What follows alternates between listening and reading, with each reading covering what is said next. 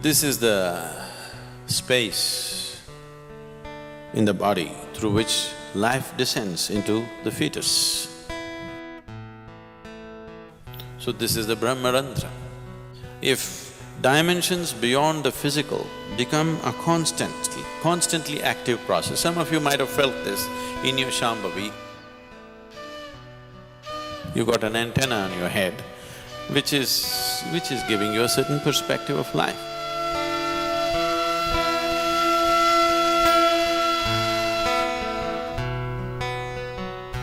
If you have a newborn baby in your home,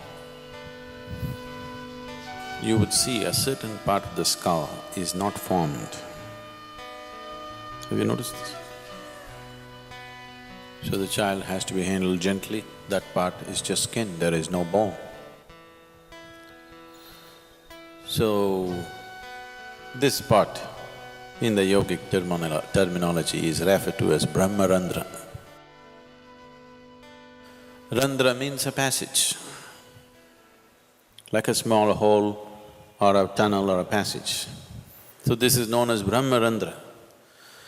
So this is the space in the body through which life descends into the fetus. Because life has descended into the fetus and life keeps its options open. Whether this body is capable of sustaining it or not, it keeps the options open. That much awareness is there in the life process, so it keeps that trapdoor open till the last minute. It wants to keep it open just in case it finds the body unsuitable for its existence, it will leave. And it does not want to leave from any other passage in the body, it wants to leave the way it came. A good guest always comes through the front door and goes out through the front door. If he comes through the front door and goes out through the back door, that means your house is swept clean. So, he wants to go out to the same door, so he keeps it open till the last minute, he wants to keep his choices.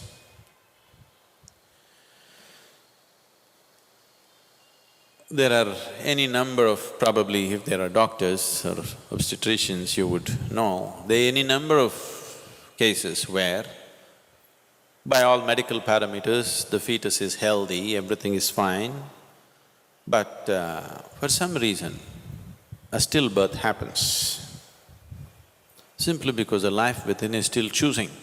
If it finds a wrong kind of body is happening, life has its own karmic substance and the fetus has the karma of the parents.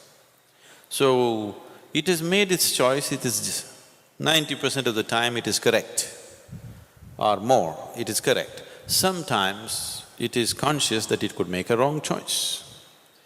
So this is the reason why during pregnancy, so many precautions were taken to create a different kind of atmosphere around a woman who is pregnant.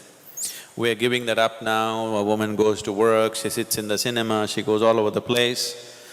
Such a thing is not maintained anymore. This was done just hoping something better than who both of you are comes into your womb. You know what I'm saying? You are husband and wife, you are of a certain quality. You want your child to have a higher quality than who you are, not just like you.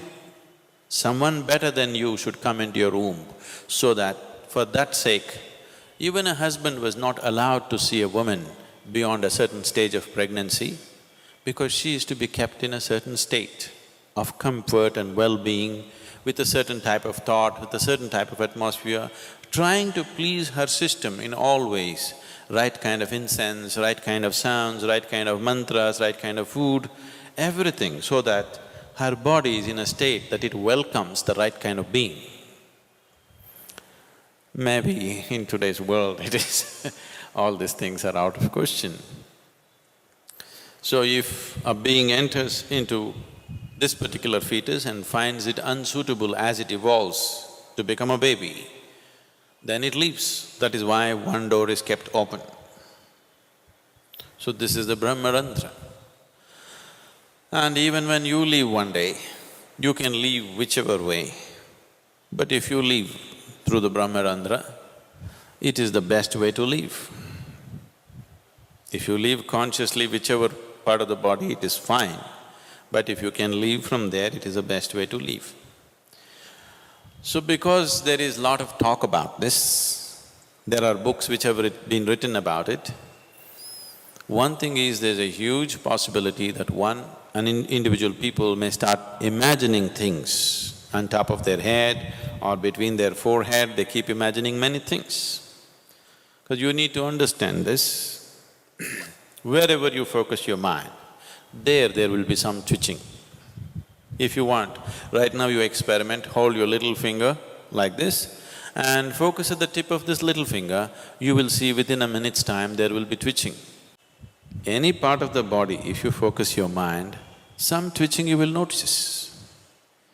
So that is not to be mistaken as some other great process happening within you. Or of course, there are physiological twitches and twists happening here and there.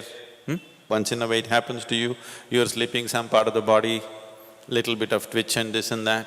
Especially if you're very nervous, it could happen to you quite often. If you're at ease, it may not happen. If you're in a little bit of tension or stress, it could happen to you in different parts. So that is not to be mistaken either. I don't know if I should say this, because if I say this, you may start imagining all kinds of things. If you become meditative, now that you are becoming, as you do Shambhavi, I shouldn't say this, it'll lead to all kinds of things.